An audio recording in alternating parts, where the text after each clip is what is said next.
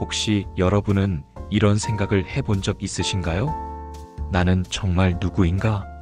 내가 지금 하고 있는 모든 것들이 과연 내가 좋아 선택한 결과인가? 아니면 남들의 기대나 요구 또는 사회적 판단 기준에 꽤 맞춰진 결과인가? 내일 당장 죽음을 맞더라도 소신껏 살아왔노라 자신있게 말할 수 있겠는가? 이 같은 질문들 말입니다. 오늘 말씀드리려는 실존주의란 주제는 고정화된 본질 없이 개인의 자유와 책임, 주관성을 중시하며 스스로의 선택과 행동을 통해 삶의 의미와 가치를 주체적으로 결정하고 결과를 스스로 책임질 수 있도록 노력해야 한다는 철학 사상입니다. 인생은 미완성, 쓰다가 만편지라는 어느 노래 가사처럼 실존주의에서 인간은 부조리한 세상에서 살 길을 꾸준히 보완해야 하는 미완성의 존재죠.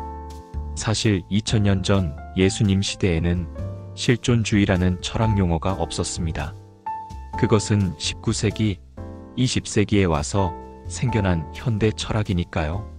당시 시대 상황은 정신 똑바로 차리지 못하면 개죽음 당한다는 인식이 강했습니다. 특히 1, 2차 세계대전을 거치며 유태인 600만 명을 학살했던 나치즘의 등장, 산업화와 기계 문명의 발달 속에서 부속품이 된 사람들은 나는 과연 어떻게 살아야 할까 고민하며 살 길을 찾아 나섰던 것이죠. 그것이 개인의 주체성과 자유의지를 강조한 실존주의 철학의 등장 배경입니다. 하지만 예수님의 가르침과 삶을 들여다보면 그 안에 실존주의의 핵심이 모두 담겨 있답니다. 더 정확히는 2000년 전 예수님의 메시지야말로 19세기에 태동한 실존주의의 영원한 원형이었다고 할 수 있습니다. 덴마크의 위대한 철학자 쇠렌 키르케고르는 1800년대에 예수 그리스도를 보면서 이렇게 외쳤습니다. 예수는 하나님 앞에선 단독자의 모델이다. 그런 통찰 속에서 기독교적인 유신론적 실존주의가 탄생했습니다. 오늘 우리가 함께 살펴볼 것은 정확히 이것입니다. 만약 예수님이 현대의 실존주의 언어로 우리의 정체를 말씀하신다면 어떤 메시지를 전하실까요? 왜 이것이 중요할까요? 이 시대의 신앙인들이 가장 많이 헷갈리는 것이 바로 자신의 정체성 문제이기 때문입니다. 우리는 교회에 다니고 기도하고 성경을 읽습니다. 그런데 정말 이것이 나의 선택이었나요? 아니면 부모님이 하시던 것, 제사 지내듯 주변 사람들이 다 하는 것, 또는 교회가 요구하는 것에 전도당한 것은 아닐까요? 그렇다면 가장 근본적인 질문에 들어가 봅시다. 나는 정말 누구인가? 내 삶의 의미는 정말 무엇인가? 죽음 앞에서 내 신앙이 제대로 심판받을 수 있을 것인가? 오늘 이 말씀을 통해 예수님이 우리에게 던지는 가장 도전적이면서도 가장 자유로운 메시지를 함께 나누고 싶습니다. 첫 번째 말씀, 너의 본질보다 너의 존재가 먼저다. 예수님이 이 말씀을 하신다면 아마 이렇게 시작하셨을 겁니다. 사람들이 너에게 기대하는 역할이나 세상이 규정하는 너의 본질에 갇히지 말라. 중요한 것은 내가 지금 어떻게 살고 무엇을 선택하느냐 하는 것이 너의 실존이다. 위선적인 모습 뒤에 숨지 말고 너의 진짜 모습을 똑똑히 보라. 이게 무슨 말씀일까요? 실존주의에서 말하는 에센스는 태어날 때부터 정해진 우리의 정체성, 역할, 신분을 의미합니다. 예를 들어 나는 양반이야. 나는 목사님의 딸이야. 나는 회사원이야. 나는 신앙심 깊은 기독교인이야. 이런 식으로 규정되는 것들이죠. 좋든 싫든 그런 프레임은 그 사람의 본질로 규정돼 개인의 말과 행동, 삶을 구속시킵니다. 하지만 엑지스턴스의 사고방식은 다릅니다. 지금 이 순간 내가 어떤 선택을 해야 하며 어떻게 살아갈 것인가를 찾아내고 점검하는 나의 모습입니다. 예수님 당시 종교 지도자들, 특히 바리새인들을 보십시오. 그들은 완벽한 본질을 가지고 있었습니다. 율법 전문가, 종교 지도자, 의인, 경건한 자들. 그들의 정체성과 역할은 확실했습니다. 그런데 예수님은 정확히 이들을 향해 가장 강하게 비판하셨습니다. 마태복음 23장 25절과 26절에 보면 이렇게 기록되어 있습니다. 화 있을진저 외식하는 서기관들과 바리새인들이여, 잔과 그릇의 겉은 깨끗이 하되 속에는 탐욕과 방종으로 가득하도다. 먼저 안을 깨끗이 하라. 그리하면 겉도 깨끗하리라. 보세요. 예수님은 그들의 본질, 즉 지위나 직분, 역할을 문제 삼으신 게 아니었습니다. 문제는 그들의 실존, 즉 실제 현재의 삶, 사고방식의 내면, 삶의 선택이었습니다. 그들은 겉으로는 양반이라 하여 스스로 완벽했지만 실제는 사기꾼처럼 다른 사람들을 죄인으로 미리 정해놓고 가스라이팅하는 위선자들이었죠. 그들은 이미 정해진 자신의 지위나 역할 속에서 안주했고 그것이 자동으로 자신을 구원할 것이라고 착각했습니다. 나는 종교 지도자니까 내 신분 자체가 나를 의롭게 할 것이다. 이런 식이었죠. 생각해 보세요. 우리는 기독교인, 교회 다니는 사람, 신앙심 깊은 성도라는 본질을 가지고 있습니다. 우리의 정체성이 분명합니다. 교회에 나가고 기도하고 성경을 읽으니까요. 그런데 정말로 우리의 실존은 어떨까요? 집에 돌아가서 우리는 어떤 선택을 하고 있나요? 부모님이나 배우자, 자녀들에게 어떻게 행동하고 있나요? 일터에서 우리는 진정한 사람인가요? 아니면 교회에서만 그리스도인이고 밖에서는 다른 사람인가요? 이것이 바로 예수님이 오늘의 우리에게 던지는 첫 번째 도전입니다. 너의 신분이 아니라 너의 현재의 선택이 내 신앙을 결정한다. 너의 지위가 아니라 너의 실제 삶이 너를 정의한다. 그래서 예수님은 겹겹이 감춰진 자신의 진짜 모습을 직면하라고 촉구하셨습니다. 누가복음 12장 2절과 3절을 보세요. 숨은 것이 드러나지 않을 것이 없고 감춘 것이 알려지지 않을 것이 없나니 그러므로 어두움에서 말한 것이 광명에서 들릴 것이요 골방에서 귀에 대고 말한 것이 지붕 위에서 전파되리라. 이 말씀은 종말론적 심판만을 말하는 게 아닙니다. 그보다 더 현재적인 의미는 이것입니다. 너의 진짜 모습, 너의 진짜 선택, 너의 진짜 내면이 언젠가는 드러난다. 그러니 지금 당장 그것을 직면하고 바꿔야 한다. 우리가 가진 문제는 이것입니다. 우리는 우리 자신의 진짜 모습을 마주치기를 두려워합니다. 나는 신앙심 깊은 사람이어야 한다는 본질의 틀 속에 자신을 가둡니다. 그리고 그 틀 밖으로 드러나는 자신의 나약함, 죄성, 거짓된 마음들을 외면합니다. 하지만 예수님은 그 외면된 부분, 바로 그것이 너의 현실이라고 말씀하십니다. 그리고 바리새인 같은 그 현실을 직면해야만 진정한 변화가 시작된다고 하십니다. 성도님들, 이것이 실존주의적 신앙의 시작입니다. 기독교인이라는 정체성의 확신이 아니라 회개하는 현실의 직면입니다. 장로, 권사, 집사라는 지위의 안주가 아니라 충성된 역할의 선택입니다. 직분의 고정이 아니라 진리를 실천하는 실존의 자유입니다. 두 번째 말씀, 불안과 절망을 통해 진정한 믿음을 선택하라. 여기서 흥미로운 질문이 나옵니다. 만약 우리의 신분과 지위가 우리를 구원하지 못한다면 무엇이 우리를 구원할 것인가? 예수님이 실존주의적으로 말한다면 그 답은 충격적일 수 있습니다. 절망이다, 불안이다. 깊은 참회와 절박함에서만 진정한 선택이 가능하고 그 선택만이 너를 구원한다. 이건 기독교 전통이 자주 강조하지 않는 메시지입니다. 우리는 보통 이렇게 배웠습니다. 믿음을 가져야 한다. 확신을 가져야 한다. 하나님을 신뢰해야 한다. 이것은 모두 맞는 말입니다.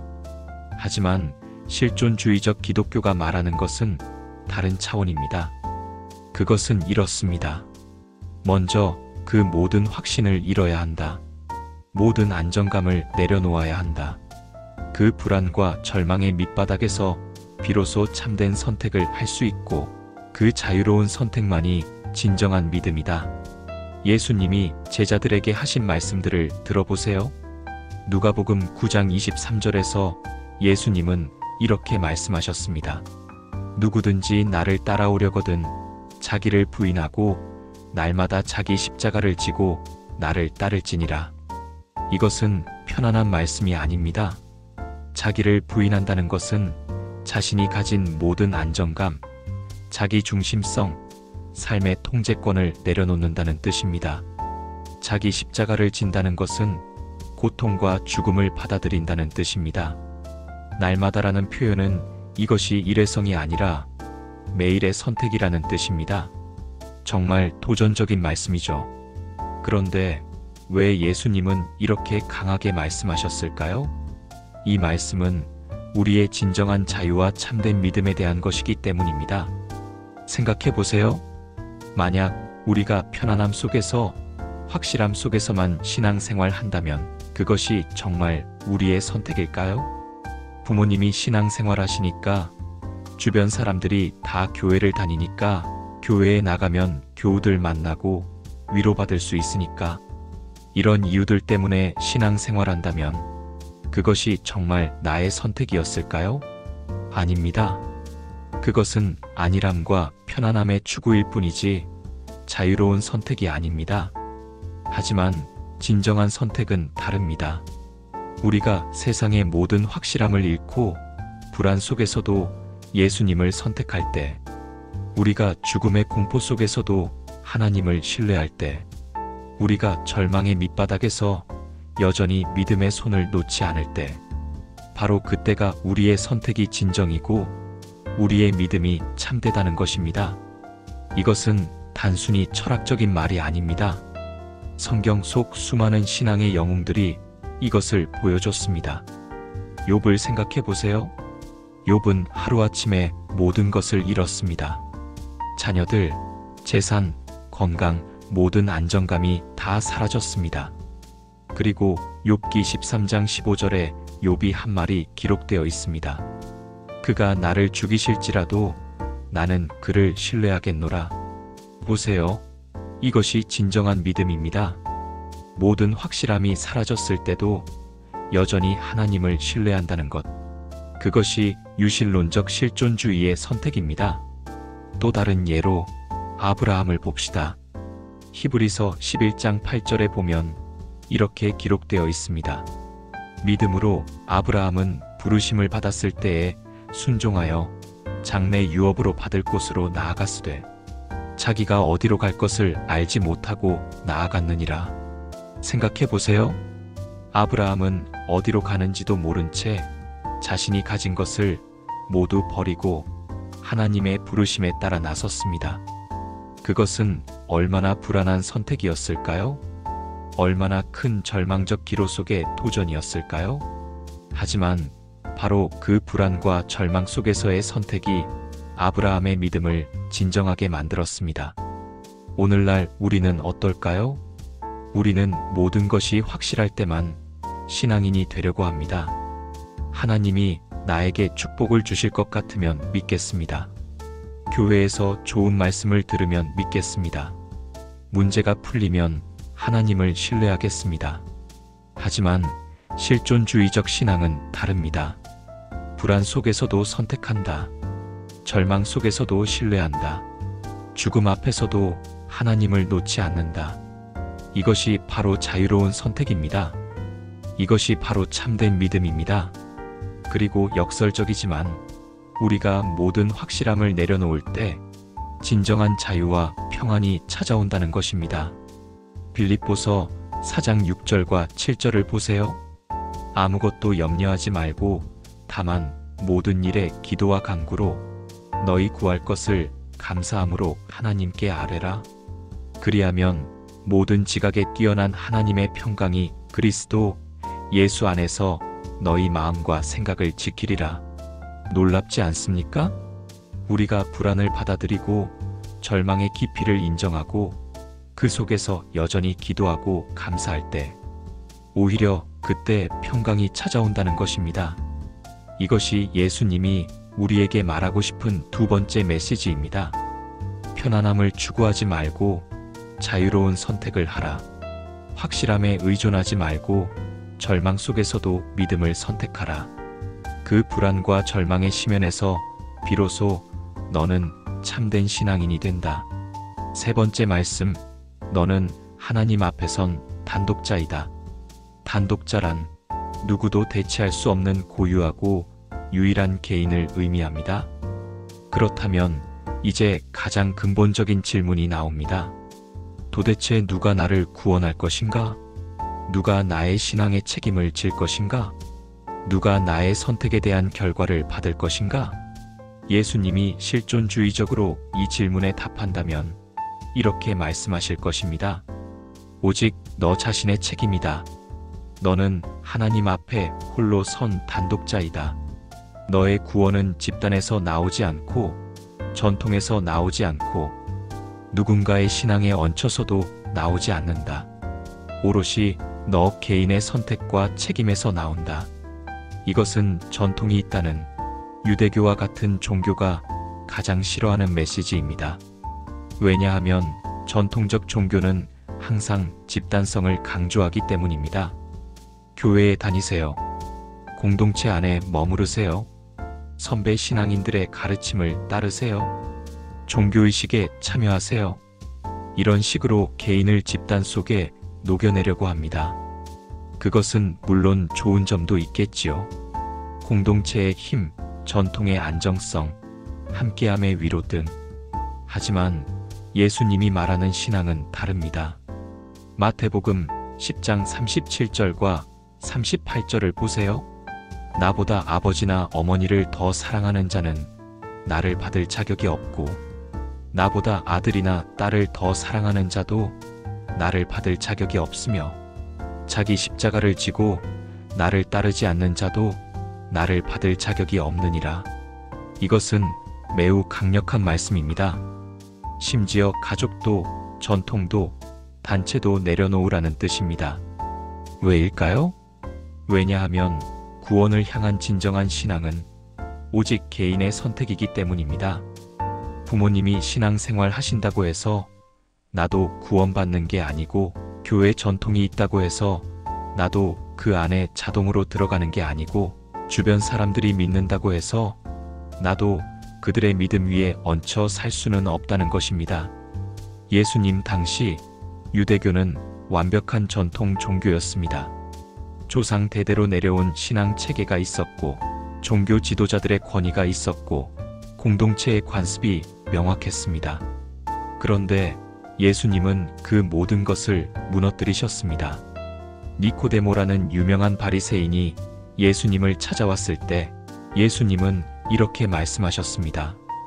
요한복음 3장 3절에 기록되어 있습니다.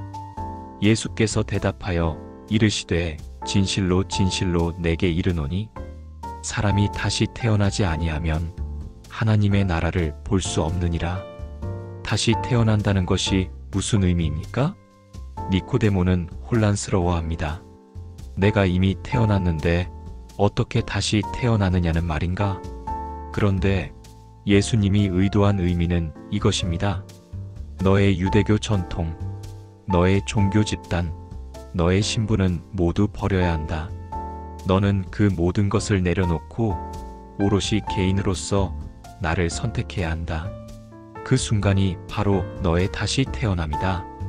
이것은 종교 전통에 대한 혁명입니다.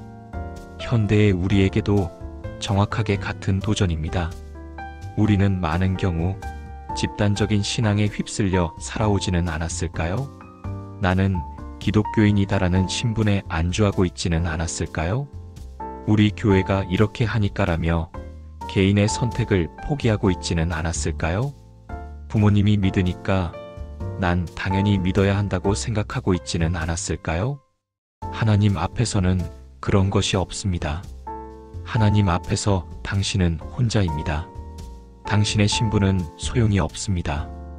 당신의 집단도, 전통도, 가족도 당신을 대신해 줄 수 없습니다. 오직 당신 개인의 선택과 책임만이 있을 뿐입니다. 로마서 14장 12절에 보면 이렇게 기록되어 있습니다. 그러므로 우리 각 사람이 자기 일을 하나님께 직고하리라. 각 사람이 자기 일을, 집단이 아니라 개인, 남의 책임이 아니라 자기 책임. 이것이 바로 실존주의적 신앙의 본질입니다. 그리고 이것은 동시에 가장 두려운 진실이기도 합니다. 왜냐하면 이것은 우리에게 완전한 자유를 주는 동시에 완전한 책임도 지우기 때문입니다. 누구에게도 미칠 수 없습니다. 너 때문에 나도 교회 가게 됐는데 이게 다 내 책임이야? 이렇게 말할 수 없습니다. 누구를 따라갈 수도 없습니다. 저 사람이 이렇게 했으니까 나도 이렇게 하는 것이다 라며 책임을 돌릴 수 없습니다. 전통에 숨어들 수도 없습니다. 우리 집안은 대대로 신앙생활 해왔다며 자랑하지만 책임은 지지 않습니다. 오직 나 자신의 선택만 있을 뿐입니다. 이것이 예수님이 제자들에게 말씀한 세 번째 메시지입니다. 너는 하나님 앞에 홀로 선 단독자이다. 너의 신앙은 전적으로 너의 선택이다. 너의 책임은 절대 다른 누구도 질 수 없다. 네 번째 말씀, 사랑은 추상적 개념이 아닌 구체적 행동이다. 여기서 매우 흥미로운 반전이 일어납니다. 지금까지 우리는 개인, 자유, 선택, 책임을 강조해 왔습니다.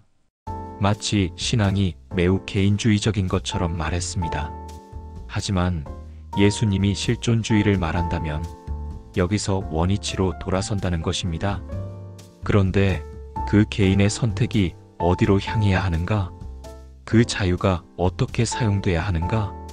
그것은 바로 사랑이다. 구체적인 행동으로의 사랑이다.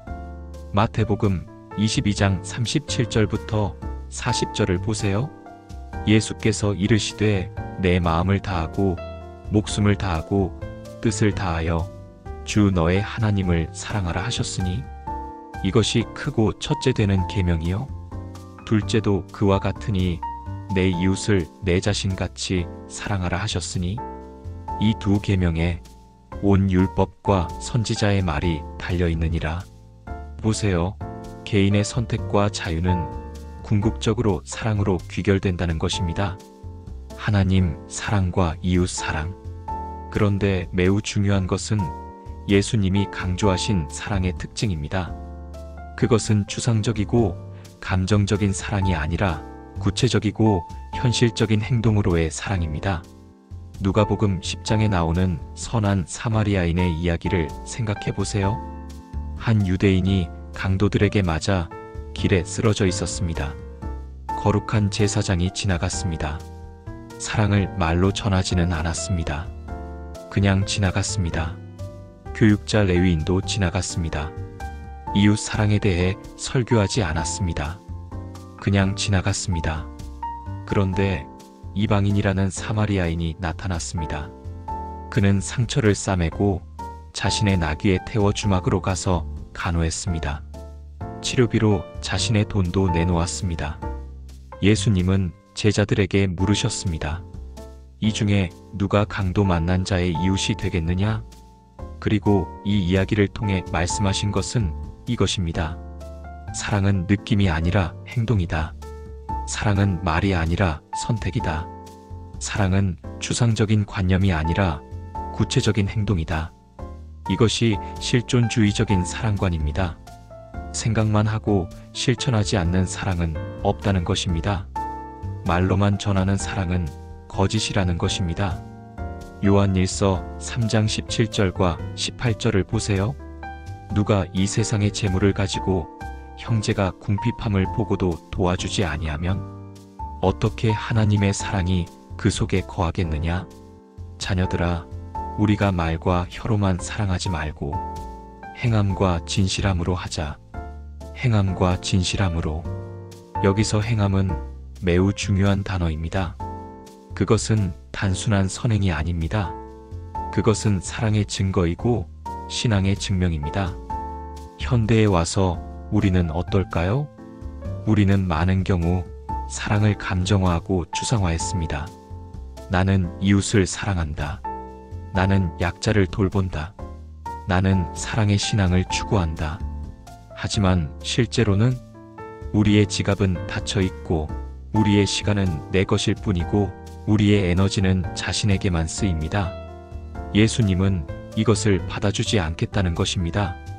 마태복음 25장의 최후의 심판 이야기를 보세요. 예수님은 의인들과 악인들을 구분하실 때 이렇게 말씀하십니다. 왕이 대답하여 이르시되 내가 진실로 너희에게 이르노니 너희가 여기 내 형제 중에 지극히 작은 자 하나에게 한 것이 곧 내게 한 것이니라. 너희가 한 것, 그것은 행동입니다. 구체적인 선택입니다. 그리고 악인들에게는 이렇게 말씀하십니다. 왕이 또 대답하여 이르시되 내가 진실로 너희에게 이르노니 너희가 여기 내 형제 중에 지극히 작은 자 하나에게 하지 아니한 것이 곧 내게 하지 아니한 것이니라. 너희가 하지 아니한 것, 행하지 않은 것입니다. 선택하지 않은 것입니다. 그리고 그것이 마지막 심판의 기준이 된다는 것입니다. 이것이 매우 현대적이고 실존적인 교훈입니다. 신앙은 고백으로 끝나지 않습니다. 신앙은 선택으로 나타나야 합니다. 신앙은 행동으로 증명돼야 합니다. 그리고 우리의 행동이 바로 우리의 신앙을 정의한다는 것입니다. 성도님들, 생각해 보세요. 당신은 지난 주일 언제 실제로 사랑을 선택했습니까? 당신은 지난 한 달 언제 누군가를 위해 구체적으로 행동했습니까? 당신의 신앙이 당신의 말이 아닌 당신의 행동으로 증명된 적이 있습니까? 이것이 예수님이 우리에게 말하고 싶은 네 번째 메시지입니다. 사랑은 추상적인 개념이 아니다. 신앙은 고백의 종교가 아니다. 진정한 기독교는 구체적인 행동의 종교이다. 다섯 번째 말씀, 예수는 단독자의 믿음을 모델로 보여주셨다. 이제 마지막 핵심 요소에 도달했습니다. 지금까지 우리가 나눈 모든 것을 종합하면 다음과 같은 질문이 생깁니다. 그렇다면 예수님은 어떤 분이셨는가? 예수님은 이 모든 것을 몸소 보여주신 분입니다. 예수님은 유대교의 완벽한 전통 속에서 태어나셨습니다. 하나님의 아들이라는 신적 정체성도 가지고 계셨습니다. 모든 권위와 영광도 소유하셨습니다. 그런데 예수님은 무엇을 하셨습니까? 그 모든 것을 버리셨습니다. 빌립보서 2장 7절과 8절을 보세요. 오히려 자기를 비워 종의 형체를 가지사 사람들과 같이 되셨고 사람의 모양으로 나타나사 자기를 낮추시고 죽기까지 복종하셨으니 곧 십자가에 죽으심이라. 보세요. 예수님은 자신의 신분을 버리셨습니다. 자신의 영광을 포기하셨습니다. 자신의 안전을 내려놓으셨습니다. 그리고 그 과정 속에서 예수님은 극도의 불안과 절망을 경험하셨습니다. 겟세마네 동산에서의 기도를 보세요. 누가복음 22장 42절부터 44절에 기록되어 있습니다.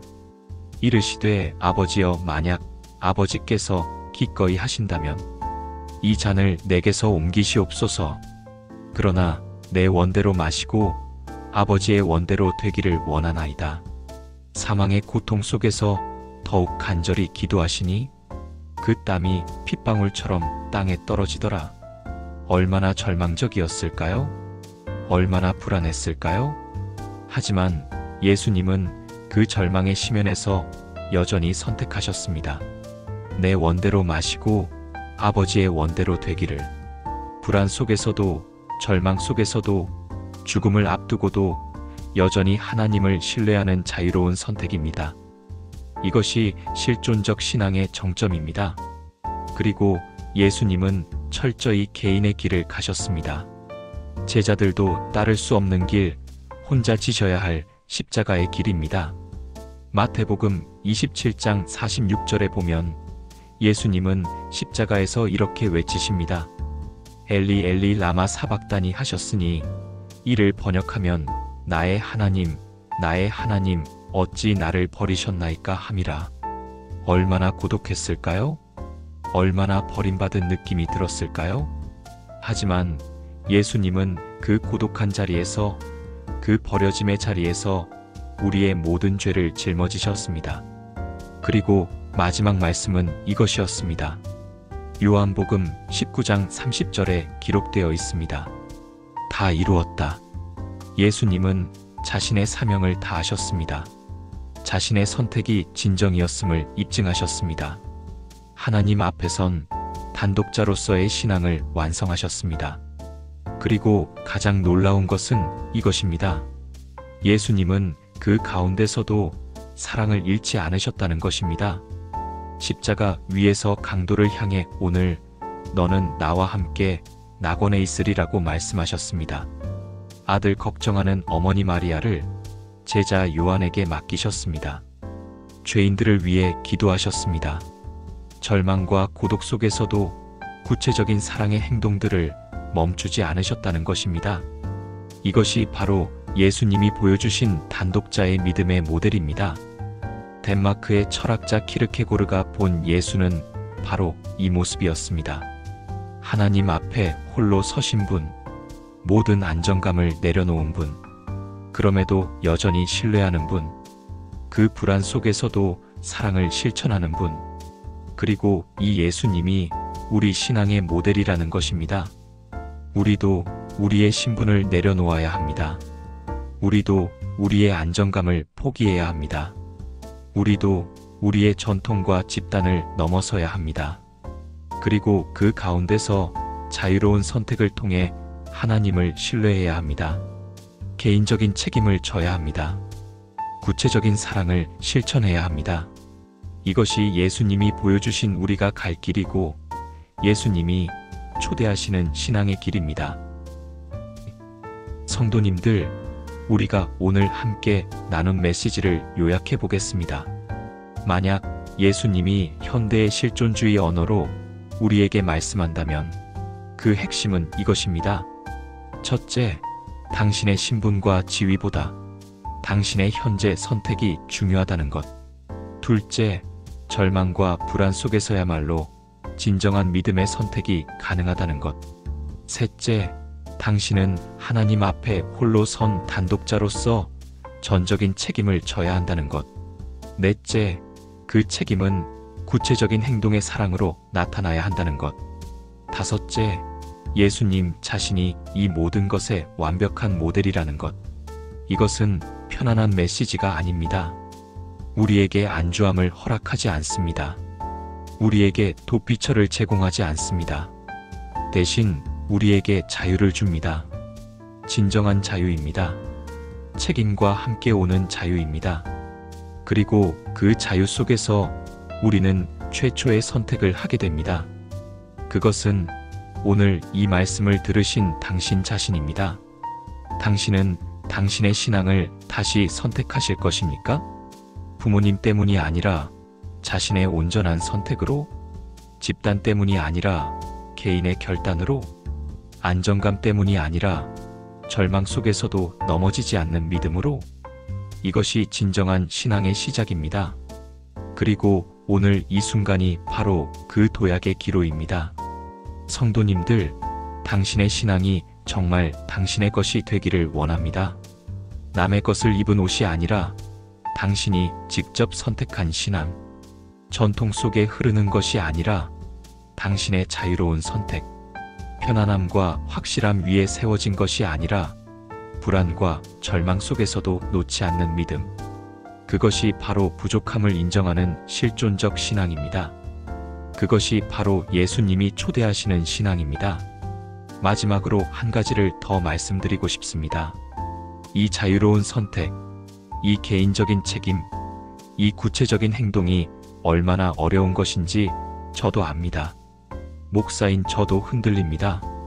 저도 안일한 습관에 안주하고 싶을 때가 있습니다. 저도 누군가의 신앙에 얹혀 살고 싶을 때가 있습니다. 저도 편안함을 추구하고 싶을 때가 있습니다. 하지만 바로 그때 우리는 예수님을 봅니다. 겟세마네에서 기도하시던 예수님을 봅니다. 십자가를 지고 가시던 예수님을 봅니다. 극도의 고독과 절망 속에서도 여전히 사랑을 실천하시던 예수님을 봅니다. 그리고 우리는 용기를 얻습니다. 그렇다면 나도 할 수 있을 것 같은데? 그렇다면 내 신앙도 참일 수 있을 것 같은데? 그렇다면 내 선택도 의미 있을 것 같은데? 성도님들, 오늘 이 시간 여러분의 신앙을 다시 확인하시기를 원합니다. 이것이 정말 당신의 신앙인가요? 이것이 정말 당신의 선택인가요? 이 신앙 안에서 당신은 정말 자유로운가요? 그리고 그 신앙이 당신의 삶 속에서, 당신의 행동 속에서, 당신의 선택 속에서 어떻게 드러나고 있는가를 보세요. 여기 내 형제 중에 지극히 작은 자 하나에게 한 것이 곧 내게 한 것이니라. 예수님의 이 말씀이 바로 당신의 신앙을 평가하는 기준입니다. 당신의 신앙은 당신의 행동에서 드러납니다. 당신의 신앙은 당신의 선택에서 나타납니다. 당신의 신앙은 당신의 사랑에서 증명됩니다. 성도님들, 진정한 단독자가 되시기를 축원합니다. 하나님 앞에서 혼자 설 수 있는 용기를 가지세요. 절망 속에서도 믿음을 선택할 수 있는 자유를 누리세요. 그 자유 속에서 구체적인 사랑을 실천하세요. 그것이 바로 예수가 실존주의를 전할 때 말하고 싶었던 메시지입니다. 지금까지 경청해 주셔서 감사합니다. 더 좋은 질문이나 댓글로 함께 나누고 싶으신 내용이 있으시면 아래 댓글창에 남겨주세요. 우리 함께 신앙을 나누는 가운데 깊어지는 영적 여정을 만들어가고 싶습니다.